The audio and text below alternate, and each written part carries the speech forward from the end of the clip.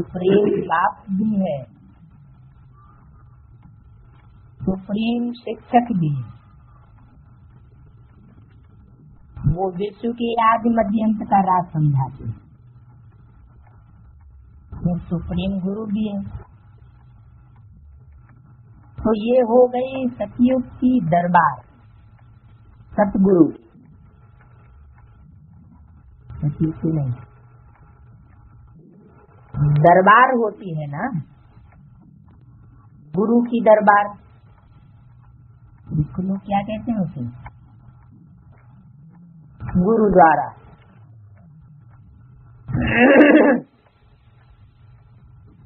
वो है सिर्फ गुरु की, जिसको लोग कहते हैं, और ये है सतगुरु। वहाँ कोई सतगुरु की दरबार नहीं है। श्री 108 कहलाएंगे, सतगुरु लिखा हुआ नहीं होगा। वो लोग सिर्फ गुरु ही कहते हैं, और ये है सतगुरु। पहले बाप, फिर टीचर, फिर सतगुरु। सतगुरु ही सदगति देते हैं। सत्य, फिर सत्य ही मिलेगा। गति कैसी देते हैं? सदगति, सच्ची गति। तो बाकी गुरु झूठी गति देते हैं क्या? पहले तो गतिवान बने बुद्धि, मन और बुद्धि सही दिशा में जाने वाली, गतिशील बने, जड़त्वमयी न बने। तो मन बुद्धि रूपी आत्मा की सदगति पहले देते हैं। पहचान कैसे होगी कि मन बुद्धि रूपी आत्मा की सदगति हुई?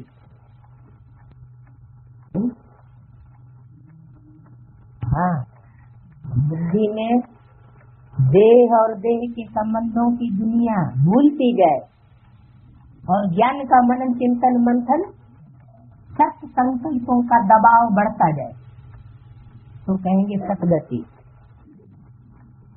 व्यर्थ संकल्प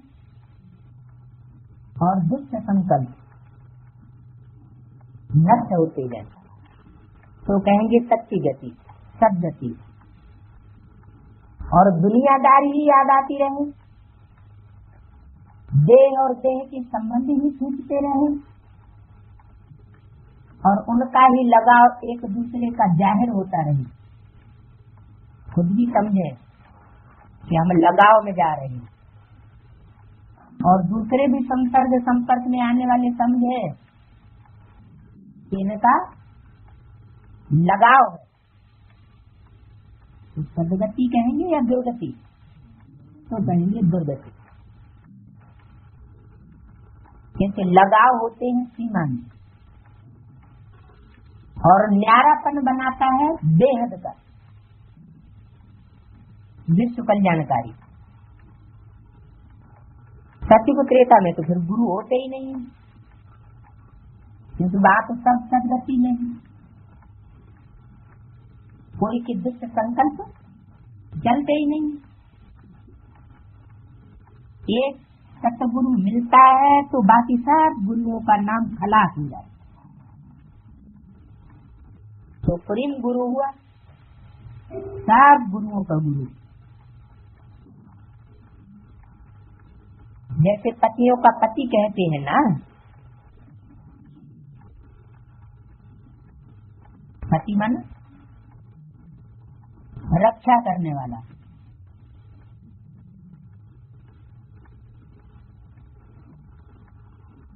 सबसे ऊंच होने के कारण ऐसे कहते हैं, पतियों का पति, बापों का बाप, गुरुओं का गुरु।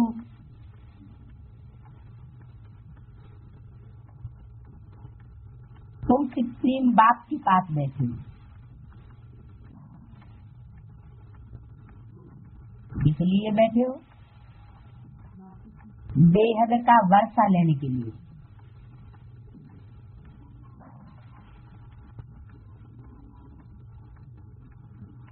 यह है बेहद का वर्षा।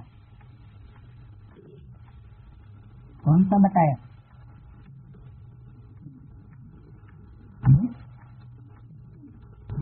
सचिव के पहले जन्म में, दूसरे जन्म में, 8वें जन्म में 8 जन्म होंगे। वो जो वर्षा मिलेगा वो तो फिर भी हद के बाप से मिलेगा, हद का वर्षा मिलेगा। लेकिन ये है बेहद का वर्षा, माना संगम युग की स्वर्ग में जो हमें प्राप्ति होने वाली है 21 जन्मों में से पहले जन्म में, वो है सत संकल्पों की गति।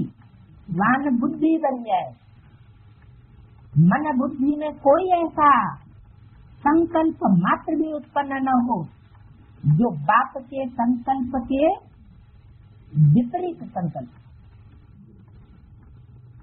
चाहे कोई रावण, चाहे कोई माया कैसा भी रूप धारण करके हमारे सामने क्यों न आए, हमको बरगलाए, तो भी हम उसकी बातों में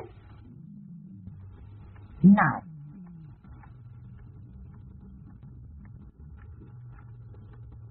वो बाप भी है तो शिक्षक भी है,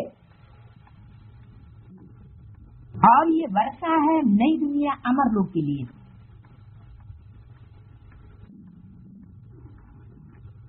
जो बाप वर्षा देते हैं देह का, वो यहाँ रावण की दुनिया, कन्या की दुनिया के लिए नहीं देते हैं। वो कहाँ के लिए वर्षा? नई दुनिया अमर लोग के लिए।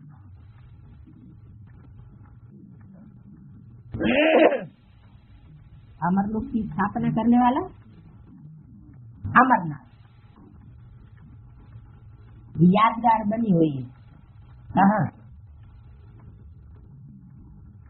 पहाड़ पर, बहुत ऊंची स्टेज है, चढ़ाई करके जाना पड़ता है, और बहुत ठंडी भी। पुरुषार्थ की ठंड लग सकती है। जब सबका पुरुषार्थ ठंडा होता है तो जो वहाँ जो चढ़ने वाले हैं उनमें गर्मी आ जाती है। हिम्मते बच्चे, मददे बाप। बूढ़ी बूढ़ी बुढ़िया और बूढ़े भी चढ़ जाते हैं, उन्हें भी शक्ति मिल जाती है। तो ये वर्षा है नई दुनिया अमर लोग के लिए, वैसलेस वर्ल्ड के लिए। कौन सा वर्षा? सदगति, मन बुद्धि रूपी आत्मा की सदगति हो जाए। भले रहे हम कहाँ, रहेंगे तो नरक की दुनिया के अंदर ही, लेकिन नरक की दुनिया के अंदर रहते हुए भी हमको नरक का वर्षा बाप ये बेहद का देते हैं, जो और कोई गुरु मुंशी मात्र नहीं दे सकता है।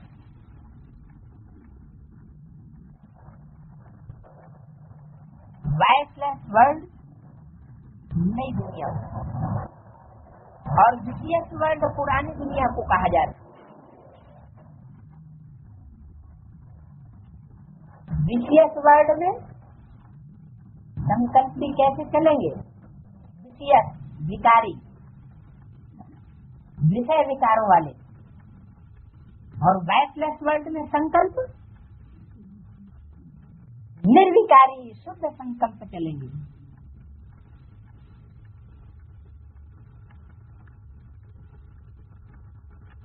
सत्य को शिवालय कहा जाता है।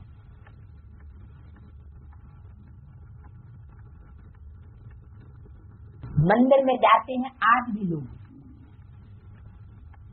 कलयुग के अंत में जब तमो प्रधानता बहुत बढ़ जाती है तो भी वहां जाकर के मन थोड़े समय के लिए शांत महसूस करता है, भले बुद्धड़ यादगार है, चैतन्य वहां नहीं बैठा हुआ है, फिर भी इतना प्रभाव है। उस सतयुग को शिवालय कहा जाता है। कौन सा सतयुग? 16 का नहीं, 16 कला की परिधि से भी परे जो है संगम की सन, जहाँ परमात्मा बाप शिव स्वयं बच्चों के साथ बैठता है, जिसकी यादगार शिवालय बना हुआ है। सतयुग में शिव होगा क्या? सतयुग में शिव नहीं होगा।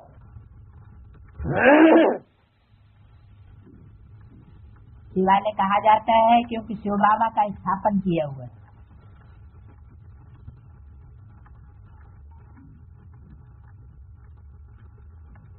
शिवालय में क्या स्थापना होती है? शिवालय में क्या होता है? जो यादगार शिवालय बना हुआ है उसमें होता क्या है?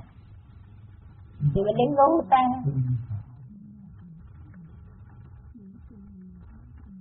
और शिवलिंग के साथ जलाधारी होती है और आसपास सब देवताएं बैठे हुए होते हैं।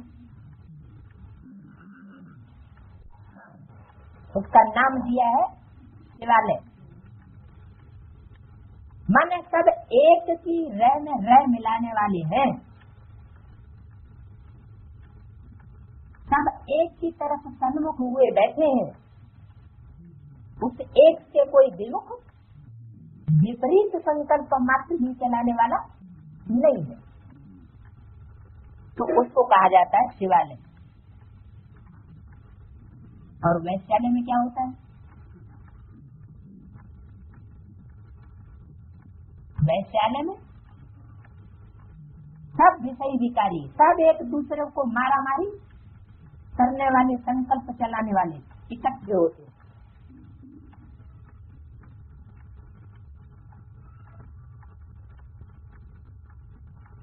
तो ऐसा शिवालय है बाबा का स्थापन किया हुआ। विशेष वर्ल्ड रावण की स्थापना है, जहाँ विषय विकारी संकल्प चलते हैं, और बाप की स्थापना शुद्ध संकल्पों वाला घर तैयार करना, संगठन बनाना।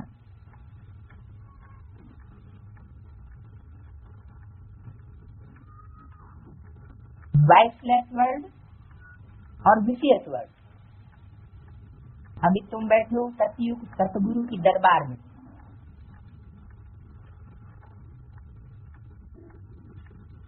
ये सिर्फ तुम बच्चे ही जानते हो। बाप ही शांति का सागर है। वो बाप जब आए तब तू शांति का वर्षा दे, रास्ता बताए कहाँ का? सदगति में जाने का और सतयुग में आने का। बाकी जंगल में शांति कहाँ से मिलेगी? कांटों के जंगल में तो कांटा लगा और अशांति हुई।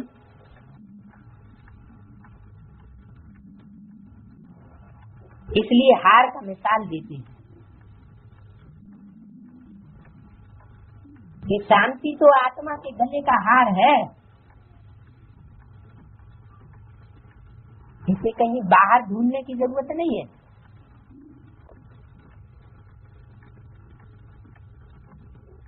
फिर जब रावण राज्य होता है तब अशांति होती है।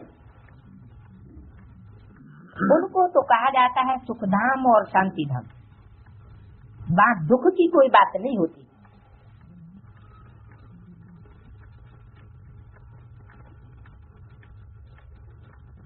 महिमा भी सदैव सतगुरु की करते हैं। महिमा तो उसी की जाती है जो कुछ करके गया हो।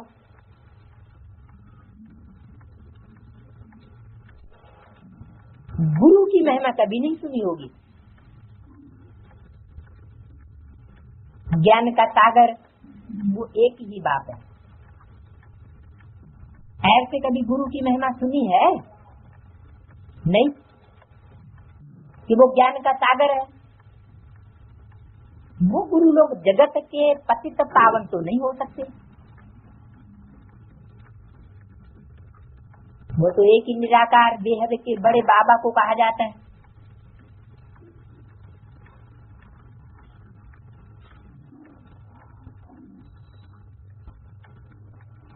बड़े बाबा इससे क्या साबित हुआ कि बड़े बाबा के साथ छोटा बाबा भी होगा कोई।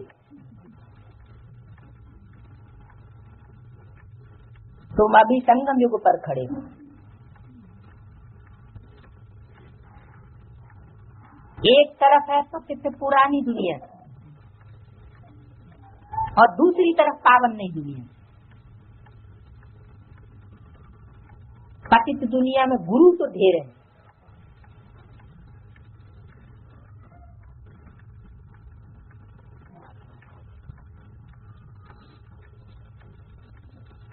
आगे तुमको इस संगम युग का पता नहीं था, जहाँ एक तरफ पतित गुरु ढेर के ढेर है और दूसरी तरफ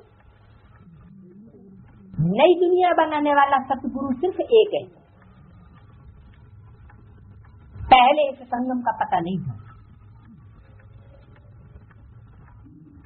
दुर्गति करने वाले,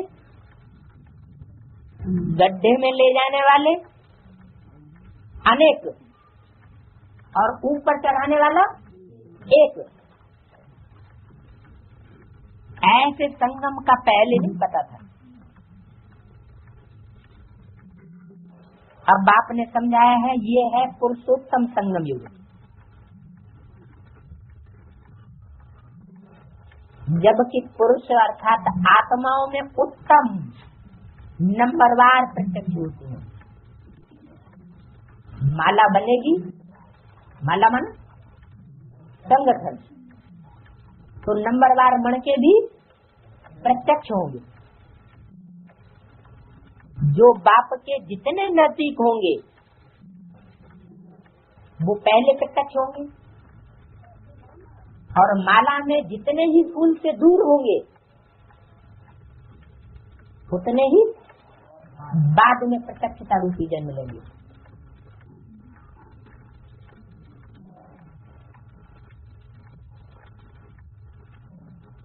तो इस पुरुषोत्तम संगम युग के बाद फिर सतयुग आना है।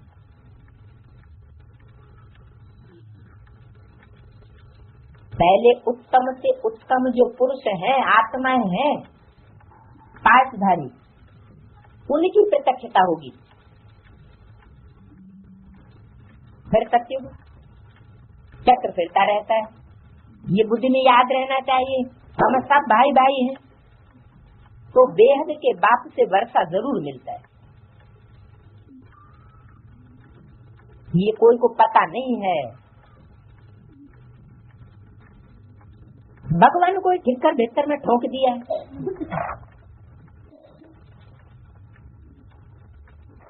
ठिक्कर मन जिनको थोड़ी सी माया की चोट लगे, कोई ने कुछ कह दिया, कोई ने कुछ कर दिया, उनको थोड़ी चोट लगी और मिट्टी के ठिक्कर की तरह, ढेले की तरह टूट पड़े, तो उनको कहेंगे ठिक्कर बुद्धि।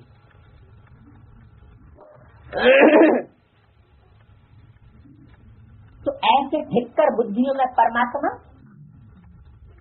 बैठता नहीं है। परमात्मा किसमें बैठता है? अटल नित्य बुद्धि जो ध्रुव तारा के मौके पर पार्ट बजाने वाली आत्मा होगी,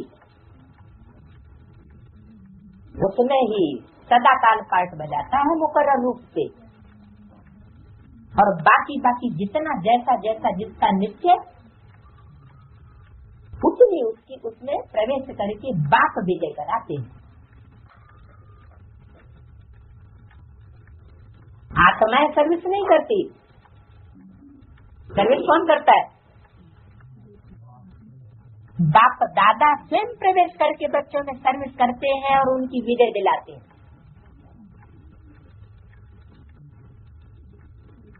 तो हम बच्चों को भी ठिक्कर बुद्धि माना मिट्टी के ढेले के मुआफिक नहीं बनना है कि थोड़ी सी ठोकर लगे और फट से टूटने लग पड़े, बिखरने लग पड़े। भित्तर बीत कहते हैं दीवाल को, जो ज्ञान के मार्ग में, ज्ञान के असली ज्ञान के प्रचार प्रसार में, ज्ञान किसे कहा जाता है? पहचान, जानकारी, बाप की जानकारी, अपनी आत्मा की यानी कि जन्मों की जानकारी, उस ज्ञान के विस्तार के कार्य में, क्योंकि अनेक जन्म आत्माओं का हिसाब किताब सब क्लियर होना है, तो उस ज्ञान के विस्तार के कार्य में जो दीवाल की तरह विघ्न बन करके अड़ जाते हैं, न खुद आगे बढ़ते और न दूसरों को आगे बढ़ने देते, ऐसे भीतर बुद्धियों में भी परमात्मा प्रवेश नहीं करता है।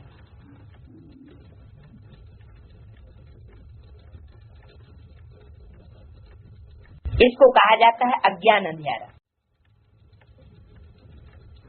इसको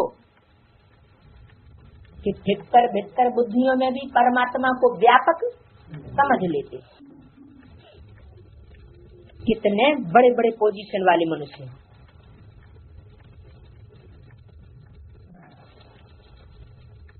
परंतु जानते कुछ भी नहीं। गुरुओं का मान जास्ती होता है बड़े बड़े पोजीशन वाले, लेकिन मान किसका जास्ती करते हैं? गुरुओं का।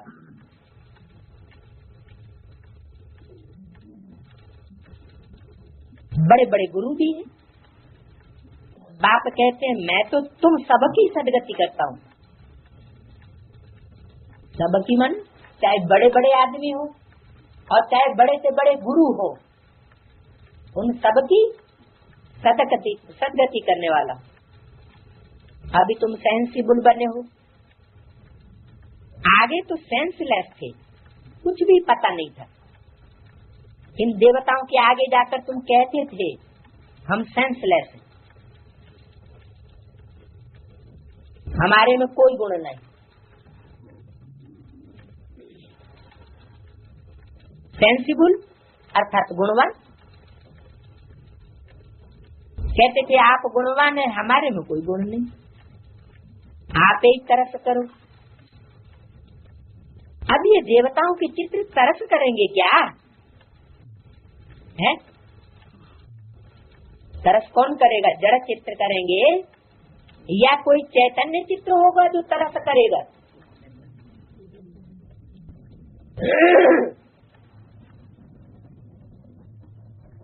तो जानते नहीं है कि रहम दिल कौन है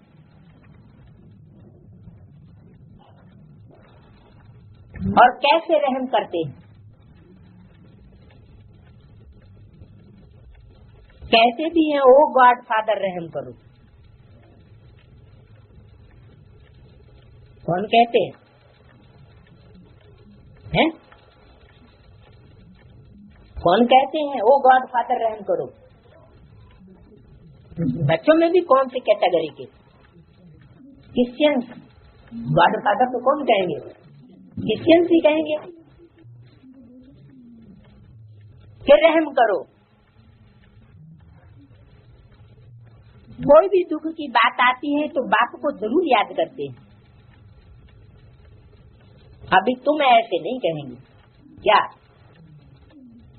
ओ गॉड फादर बस बस अब रहम करो, तुम ऐसे नहीं कहेंगे हैं?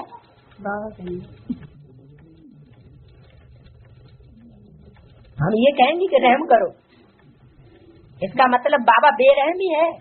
जो हम बाबा से कहेंगे रहम करो, क्रिश्चियंस गॉड फादर कहते हैं और कहेंगे कि गॉड फादर रहम करो। तो ठीक है, हम बाबा के बच्चे हैं, लेकिन हम तो जानते हैं कि बाबा से ज्यादा रहमदिल तो कोई हो नहीं सकता। गुरु लोग बेरहमी हो सकते हैं, लेकिन बाबा तो हर बात में, हर तरीके से, हर परिस्थिति में हम बच्चों के लिए रहमदिली पार्ट बजाता है, कभी बेरहमी का पार्ट नहीं बजाता। कोई भी दुख की बात आती है तो तुम ऐसे नहीं कहेंगे।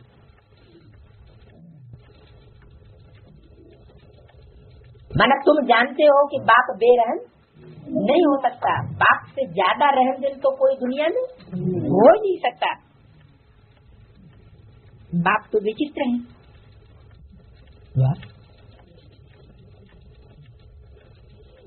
वो तुम्हारे सामने बैठे हैं तब तो नमस्ते करते हैं, है?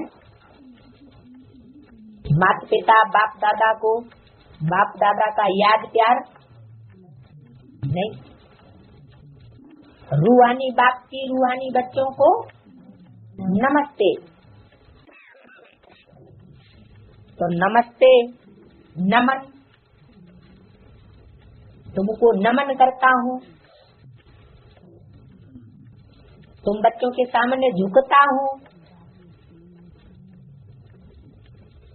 तो जो झुकता है उसके लिए ये कहा जाएगा कि वो बेरहम बनता है। तो वो बाप तुम्हारे सामने बैठे हैं तब तो नमन करते हैं, नमस्ते करते हैं। है तो रूहानी बाप। रूहानी का मतलब सिर्फ बिंदु बिंदु बिंदु का बाप बिंदु नहीं, सामने बैठे रहने का मतलब है तो साकार में, लेकिन स्टेज कैसी है? निराकारी। तुम सब हो चित्रधारी और मैं हूँ विचित्र।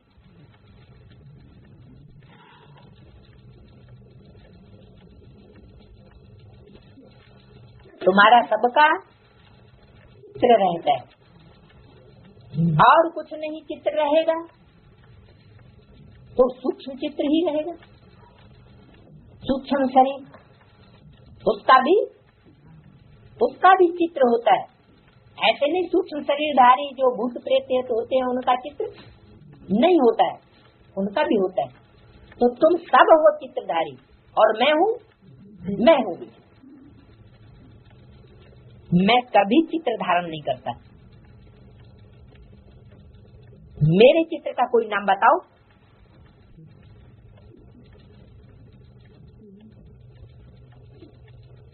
बस शिव बाबा ही कहेंगे। मैंने ये लोन लिया है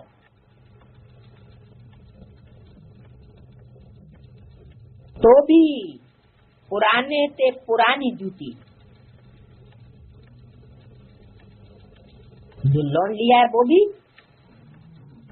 पुरानी से पुरानी जूती, उसमें ही मैं आकर के प्रवेश करता हूँ। जिससे जाती पुरानी कोई जूती होती नहीं। पुरानी जूती का मतलब ज्यादा से ज्यादा जिसने जन्म लिए, ज्यादा से ज्यादा जन्म कौन लेता है? प्रश्न वाली सोल के लिए कहें,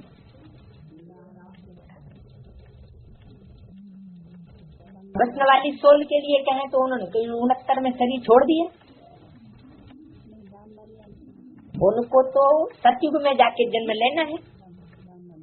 69 से लेकर के और सतयुग में जब तक जन्म न ले तब तक शरीर नहीं मिलेगा। तो कम से कम 50 वर्ष ऑलराउंड पार्ट में से कम हो जाता है। संगम युग की किस्म की बात नहीं है। कौन सी किस्म की बात है? सत्य की किस्म की। तो मैं किसमें आकर प्रवेश करता हूँ? जो पुराने से पुरानी जूती है, माना 84 जन्म पुरानी, एक दिन भी कम नहीं। इस शरीर की महिमा कहाँ करते हैं क्या? ये तो पुराना तमो प्रधान शरीर है।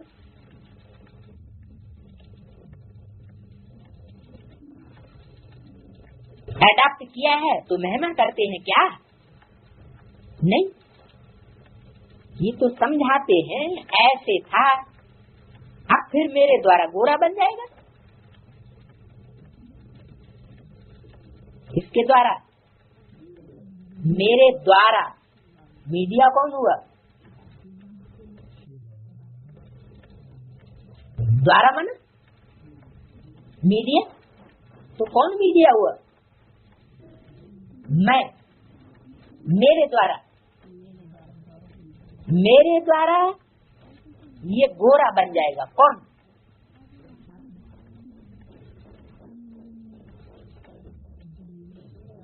किसके लिए कहा? यह जब कहते हैं तो कहते हैं हमेशा ब्रह्मा के लिए, कृष्ण के लिए। और तुम शब्द जब कहते हैं तो जरूर बाबा के सामने सन्मुख कोई ऐसा बच्चा है जिसको सारी वाणी सुनाई जा रही, भले ही मर्ज करके बोलते हो, तो सन्मुख उसको इमर्ज करके बोला जाता है और उस बच्चे से ही बात की जाती है जो बच्चा कार्य संपन्न करने वाला है। इसलिए मुरली में बोला, मैं तुम बच्चों से बात करता हूँ, ये तो बीच में सुन लेते हैं। कौन? 23 नंबर के रजिस्टर में 7वें पेज पर अंतिम 2 लाइन, 3889 की वाणी, पहला पेज। अब बाप कहते हैं मैं जो सुनाता हूँ उस पर जज करो। अगर मैं राइट हूँ तो राइट को याद करो और उनका ही सुनो। मैं राइट हूँ तो राइट को याद करो, उनका ही सुनो। ये उनका दूर क्यों कर दिया? थर्ड पर्सन, मैं फर्स्ट पर्सन, तुम सामने बैठे हो सेकंड पर्सन, फिर उनका क्यों कह दिया? जरूर ये पार्ट भविष्य में बजने वाला है, उसकी तरफ इशारा किया, जिसके द्वारा यह ब्रह्मा अर्थात कृष्ण की सोल भी पवित्र बनती है। उनका ही सुनो, अनराइटियस सुनो ही नहीं। उनको इविल कहा जाता है, जो अनराइटियस सुनाता है।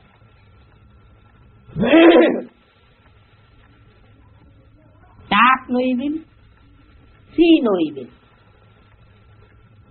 इन आंखों से जो कुछ देखते हो इनको भूल जाओ। क्या कहा? इन आंखों से किसको देखते हो? शरीर को। किसके शरीर को है? उन्होंने तो चित्र बना बना के लटकाए दिए। किसके? ब्रह्मा के। इन आंखों से देखते थे ब्रह्मा को, इन स्थूल आंखों से। तो इस स्वरूप को याद करने के लिए नहीं कहता हूं, यह है विनाशी स्वरूप। विनाशी को याद करेंगे तो क्या होगा? विनाश को पाएंगे। और अविनाशी को याद करेंगे तो अविनाशी बनेंगे। तो उनको याद करो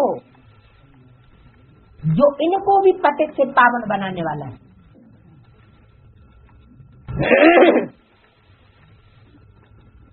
इन आंखों से जो कुछ देखते हो उनको भूल जाओ। और जो भविष्य में पाठ परमात्मा पाठ बजने वाला है उनको याद करो। वो पाठ इन आंखों से दिखाई देगा नहीं। क्यों?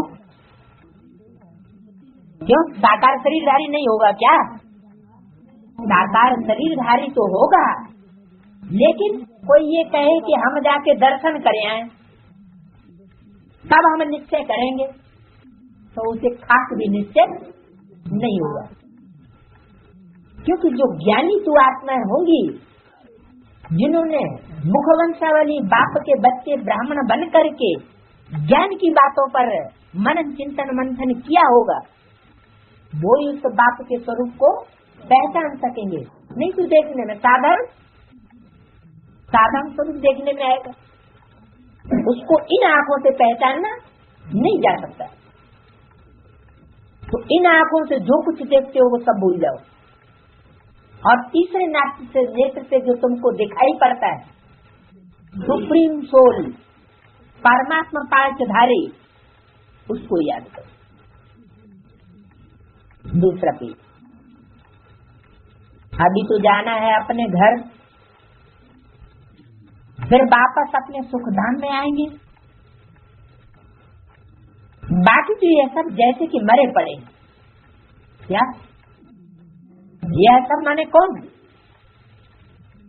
यह जिसने प्रवेश किया विनाशी स्वरूप, और यह सब जो इस विनाशी स्वरूप को याद करने वाले, ये सब मरे पड़े हैं जो इन आंखों से दिखाई पड़ते हैं। और तुमको कहाँ वापस आना है? सुख धाम में। कब आएंगे वापस? सतयुग में या ऐसे संगम युग में ही? संगम युग में ही ऐसी स्टेज बनेगी कि हम जीते जी इस देह और देह के संबंधियों की पुरानी दुनिया से मरेंगे, और मर करके वापस हम शांत धाम में निसंकल्पी स्टेज में टिक जाएंगे। जो पाना था सो पा लिया, अब कोई इच्छा नहीं, इच्छा मात्र अविद्या। मेरा खलास। तो ये सब जैसे कि मरे पड़े, टेम्परेरी है ना। विनाश में जो टेम्परेरी होंगे उन सब का विनाश हो जाएगा, और बचेंगे कौन? जो परमानेंट होंगे। बीज का कभी विनाश नहीं होता। तो सारी सृष्टि के जो बीज हैं, रुद्रमाला के मण के, और उनकी विशेष फॉलोअर्स आत्माएं, वो बचेंगे। न ये पुराने शरीर होंगे और न ये दुनिया होगी। हम पुरुषार्थ कर रहे हैं नई दुनिया के लिए। क्या कहा? कहाँ के लिए पुरुषार्थ कर रहे हैं? जो आने वाली संगम युग की नई दुनिया है, हम उसके लिए पुरुषार्थ कर रहे हैं, जो ऊंचे से ऊंची प्राप्ति कराने वाली है। इस दुनिया के मान मर्तबे के लिए हम पुरुषार्थ नहीं कर रहे हैं। इसके लिए क्या डायरेक्शन दिया? इस दुनिया का कोई मान मर्तबा तुम बच्चों को नहीं लेना। फिर वर्ल्ड की इसकी जागृति रिपीट होती है। तुम अपना राज्य भाग ले रहे हो, जानते हो कल्प कल्प बाप आते हैं राज्य भाग देने। तुम भी कहते हो बाबा कल्प पहले भी हम मिले थे, वर्षा लिया था, नर से नारायण बने थे, बाकी सब एक जैसा मर्तबा तो नहीं पा सकते। नर से नारायण एक बनेगा या सब बन जाएंगे? नर से नारायण तो एक ही बनेगा,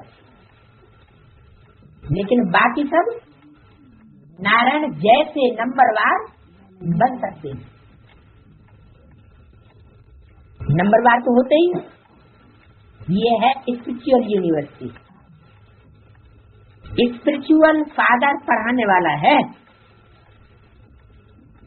पढ़ाने वाला कौन है? स्पिरिट। उसके पास और कुछ अपना नहीं है। क्या है? स्पिरिट माना, स्पिरिट माना आत्मा। उसके पास जो भी पावर है वो कोई स्वर्ग के सोने के महल मानिया देने वाली पावर नहीं है। कौन सी पावर है? Spiritual power. उमंग उत्साह बढ़ाने वाला है। ऐसी हिम्मत बढ़ाए देता है कि बाहुबल से जो प्राप्ति नहीं कर सके बड़े बड़े राजाएं, हिटलर और नेपोलियन जैसे, वो स्पिरिचुअल पावर से, आत्मिक स्टेज से, विल पावर से वो प्राप्ति करा देता है। बच्चे भी पढ़ाते हैं। कोई प्रिंसिपल का बच्चा होता है तो वो भी उसी सर्विस में लग जाता है। स्त्री भी पढ़ाने लग जाती है। बच्ची भी अच्छी रीति पढ़े तो पढ़ाई करती है, परंतु वो दूसरे घर में चली जाती है। यहाँ तो कायदा नहीं है बच्चियों को नौकरी करने का।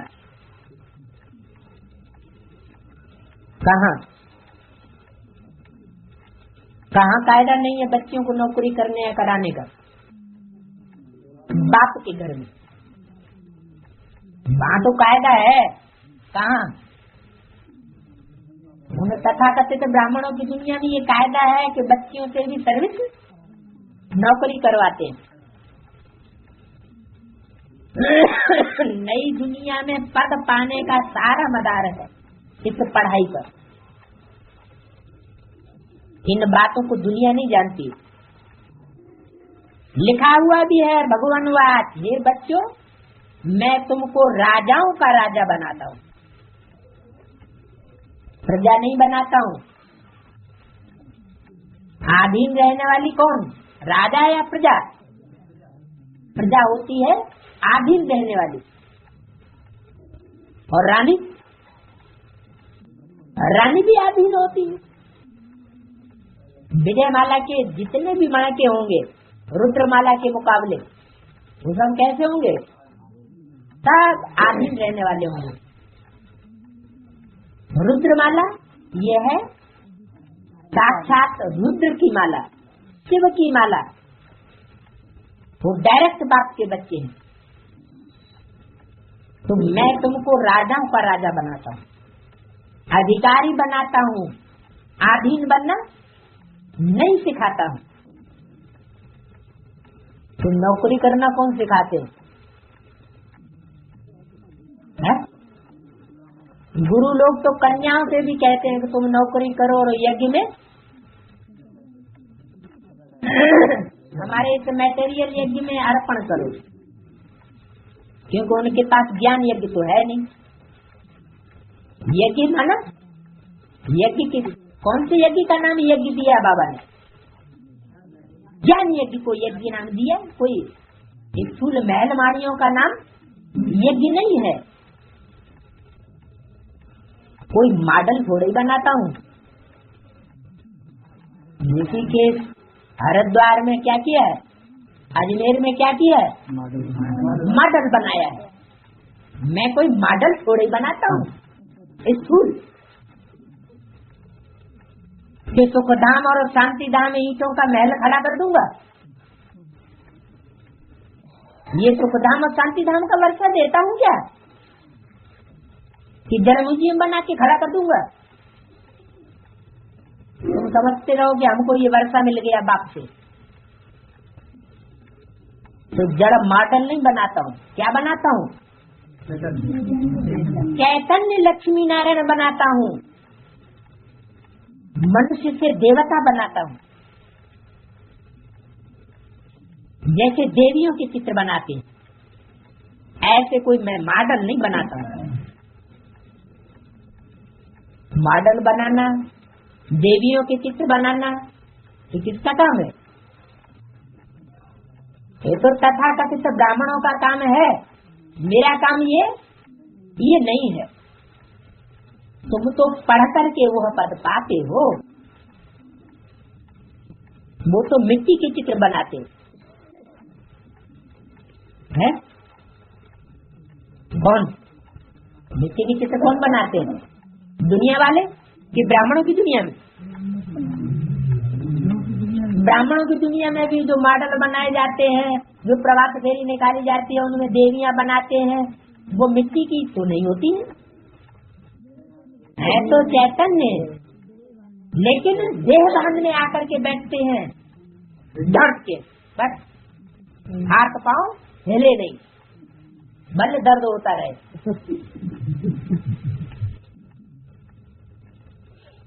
तो वो तो मिट्टी के जड़ चित्र बनाते हैं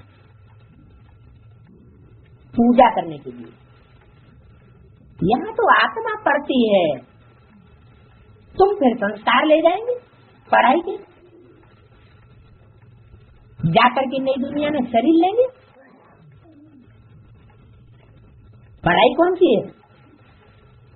आत्मनिर्भर बनने की पढ़ाई है, स्वतंत्रता की पढ़ाई है, या अधीन होने की पढ़ाई है? वहां तो देवियां बनाए देते हैं, कहना कह दिया ऐसे चुपचाप बैठे रहना, हिलना डुलना नहीं। तो अधीन हुए या स्वाधीन हुए? वो तो अधीन देवियां बन गई। तुम संस्कार ले जाएंगे पढ़ाई की। कौन सी पढ़ाई है हमारी? हमारी पढ़ाई है स्वाधीन बनने की, राजा बनने की। प्रजा तो उनका निकालना काम है, उनका काम क्या है? प्रजा निकालना। और हमारा काम क्या है? राजा रानियों को निकालना। कम से कम राजा रानी नहीं निकाल सके तो जन्म जन्मांतर के प्रिंस प्रिंसेस को तो निकालें, राजकुल की आत्माएं तो निकालें। कितनी संख्या है उनकी? 16,108। इससे बाद वाला हमारा काम नहीं। तो वारसदार बनते हैं व्यक्तिगत सेवा से, बाकी जो सामूहिक सेवाएं चलती हैं उनसे कोई राजा नहीं तैयार होते, राजघराना तैयार नहीं होता।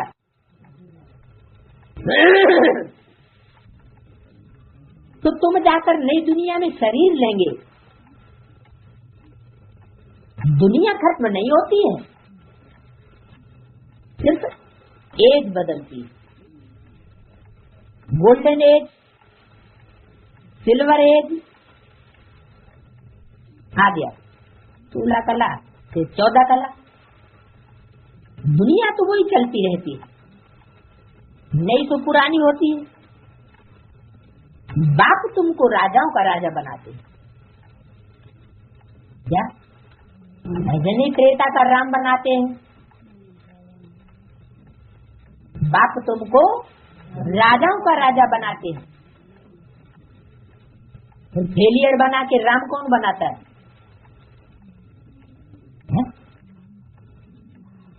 फेल करना किसका काम? माया रावण का काम है तुमको फेल करना।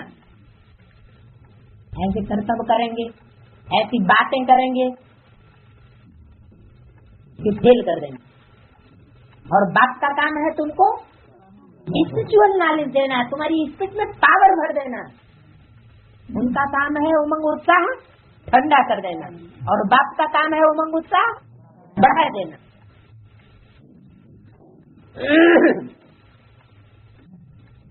और कोई की ऐसी ताकत नहीं जो ऐसी पढ़ाई पढ़ाई सके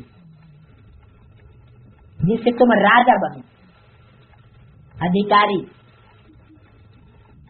कितना अच्छी रीत से समझाते हैं, फिर भी बच्चों को पढ़ते पढ़ते माया अपना बनाए लेती है। बाप के ऊपर संशय पैदा किया और अपना बनाए लिया। पता नहीं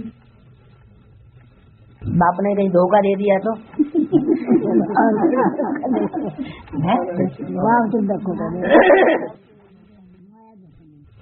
फिर भी जितना जितना जो पढ़ा है, सारा महत्व किस बात का है? पढ़ाई का। जितना जितना जो पढ़ा है उस अनुसार वह स्वर्ग में जरूर आएंगे।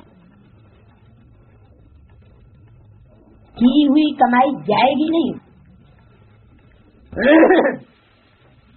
बल माया रावण खेल करता रहे, फिर भी जिसने जितनी पढ़ाई पढ़ ली वो जय नहीं जा सकती। अविनाशी ज्ञान का विनाश नहीं हो सकता। आगे चला आएंगे, जाएंगे कहाँ? जैसे यज्ञ के आदि में राम वाली आत्मा, माया रावण ने फेल कर दिया, फिर दोबारा जन्म लेकर आ गई। जाएंगे कहाँ? हट्टी तो एक ही है।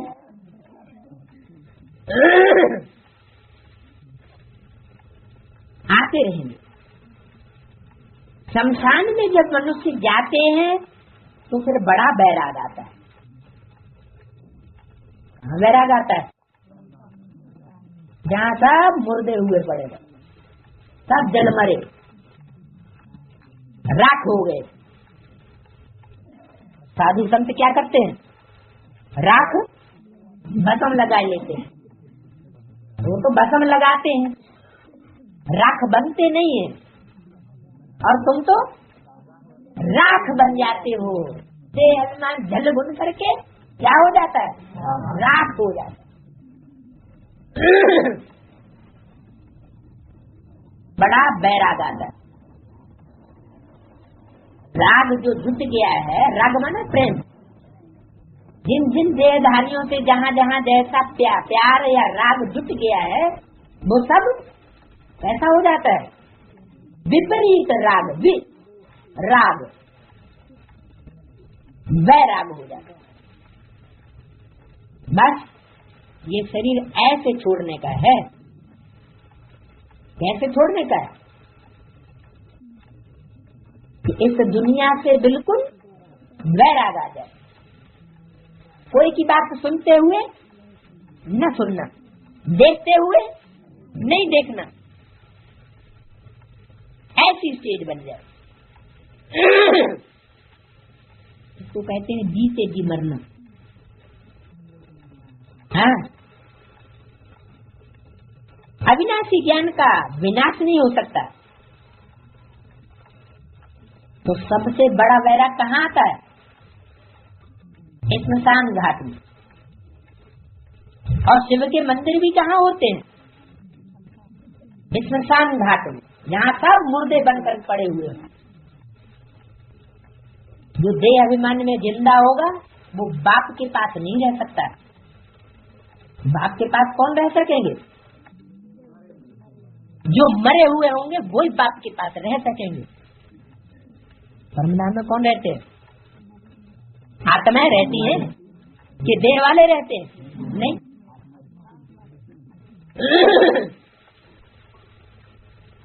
तो जो मिनी मधुबन बनाएंगे उसमें कौन रह सकेंगे? देह अभिमान वाले रह सकेंगे? नहीं। थोड़ा भी देह अभिमान आया और ऊपर से गिरा नीचे, जाओ उनकी दुनिया में, देह वालों की दुनिया में जाओ, फिर नीचे उतरती चले जाएंगे। तो इस स्मशान घाट में बड़ा बैराग आता है। बस ये शरीर ऐसे छोड़ने का है। कैसे? कि हम बिल्कुल राख हो जाए, देह अभिमान नाम निशान को भी न रहे। फिर हम पाप क्यों करें? जब हमको ये जीते जी मरना ही है तो पाप करने का मतलब क्या है? पाप करते करते हम ऐसे मर जाएंगे। ऐसे ख्यालात आते हैं, उनको कहा जाता है शमशानी बैराग। समझते भी हैं जाकर दूसरा शरीर लेंगे, परंतु ज्ञान तो नहीं है ना। यहाँ तो तुम बच्चों को समझाया जाता है, इस समय तो खास मरने के लिए तैयारी कर रहे हो। वो तो है सामान्य मरना जीना, वो तो दुनिया में लगा ही रहता है। और यहाँ है खास मरना। उनका तो है आम मरना, उनकी होती है आम मौत, और हमारी है खास मौत। कौन सी मौत? कैसी मौत है? जीते जी मरना। क्योंकि यहाँ तो तुम टेम्परेरी हो, पुराना शरीर छोड़ फिर नई दुनिया में जाएंगे। बाप कहते हैं बच्चे जितना तुम मुझे याद करेंगे उतना पाप करते जाएंगे। हैं? किसे याद करेंगे? बाप को। कैसे बाप को? बिंदी बाप को। कौन कहते हैं? बिंदी। है? अरे बिंदी कैसे कहेगी? तो किस बाप को याद करते हो? बाप कहते हैं जरूर मुख होगा ना। कहते हैं बच्चे जितना तुम मुझे याद करेंगे, मुझे मन अविनाशी बाप को, अकाल मूर्त। ऐसे नहीं मूर्ति नहीं है, मूर्त तो है, साकार है, लेकिन अकाल माने जिसको काल विनाश हो जाएगा, लेकिन उसको काल नहीं खाएगा। ऐसा ऑलराउंड पाठधारी है। तो जितना मुझे याद करेंगे उतना पाप करते जाएंगे। सहज भी है, डिफिकल्ट भी है। अगर दे अभिमान पूर्वक याद करेंगे तो बहुत डिफिकल्ट, बजाय सहयोग के क्या हो जाएगा? कठिन। बच्चे जब पुरुषार्थ करने लग पड़ते हैं तब समझते हैं माया की बड़ी युद्ध है। आप कहते हैं सहज है, परंतु माया दीवा बुझा देती है। गुल बकावली की कहानी भी है ना, माया बिल्ली दीवा बुझाई देती। यहाँ तो सब माया की गुलाम। कहाँ? संगम भी नई दुनिया में नहीं, इससे संगम युग में भी पुरानी दुनिया और नई दुनिया दोनों का संगम चल रहा है। तो अभी कौन सी दुनिया है? अभी कौन सी दुनिया? अभी पुरानी दुनिया। तो यहाँ सब माया के गुलाम। तो माया को गुलाम बनाते हो कब? नई दुनिया। नई दुनिया में माया और प्रकृति दोनों तुम्हारे गुलाम बन जाएंगे। और यहाँ रावण के 10 सिर है ना, 5 विकार और 5 प्रकृति के रूप। ये 10 क्या है? हमारे ऊपर कंट्रोलर। यहाँ सब माया के गुलाम। फिर तुम माया को गुलाम बनाते हो। जब नई दुनिया शुरू होगी तो सबसे पहले कौन दासी बनेगी? माया।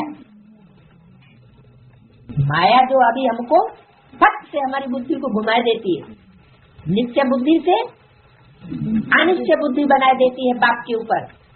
फिर क्या करोगे? उस माया को तुम गुलाम बना दोगे। सारी प्रकृति तुम्हारी अदब में रहती है। अभी तो प्रकृति के तत्वों का विकराल रूप होता है तो हम डर जाते हैं। फिर क्या होगा? फिर हम अचल बनेंगे और प्रकृति कितना भी विकराल रूप धारण करे, हमारे ऊपर कोई शेक नहीं आएगा। वहाँ कोई तूफान नहीं, फैमन नहीं। प्रकृति को गुलाम बनाना, वहाँ कभी भी माया का वार नहीं होगा। यहाँ तो भूकंप भी आता है, धरणी हिलती है तो मकान गिर जाते हैं। वेद में क्या हुआ? कन्याओं माताओं रूपी धरणी हिलती है तो जो बेहद के संगठन है वो सब टूट जाते, बिखर जाते। हाँ, वहाँ तो फैमन नहीं होता और यहाँ अकाल भी पड़ जाता है, पानी भी नहीं मिलता और अन्न भी नहीं मिलता। ब्राह्मणों की संगम की दुनिया में योग की खुराक ही नहीं मिले, योग ही नहीं लगे। आत्मा का भोजन क्या है? ज्ञान। और ज्ञान का अंश मात्र भी न रहे, बुद्धि में बस दुनियादारी की बातें, लड़ाई झगड़ा और टंटे की बातें। तो अभी तो देखो प्रकृति और माया कितना तंग करती है। गायन है ना, मैं गुलाम मैं गुलाम मैं गुलाम तेरा। वो फिर कहते हैं तू गुलाम मेरा। कौन कहते हैं? माया और प्रकृति। वो कहते हैं तुम मेरे गुलाम। अब हम क्या कहते हैं? हम बार बार अपनी ऐसी स्टेज बनाए लेते हैं और उनके प्रभाव में आ जाते हैं। बाप कहते हैं अब हम तुमको गुलाम पने से छुड़ाने आया हूँ, राजाओं का राजा अधिकारी बनाने आया हूँ। तुम किसी के प्रभाव में न फंसो। प्रभावित माना प्रजा। क्या कोई की बातों से कोई प्रभावित हो जाए तो क्या कहेंगे कि ये प्रजा बनने वाली है। बाप कहते हैं अब हम तुमको गुलाम पने से छुड़ाने आया हूँ, तुम मालिक बन जाएंगे। ये आफत कौन देते हैं? बाप देते हैं ये आफत। वो गुलाम बन जाएंगे। कौन? तुम मालिक बन जाएंगे और वो गुलाम बन जाएंगे। जरा भी चूं-चां नहीं होगी। यहाँ तो कितना चूं-चां करते हैं।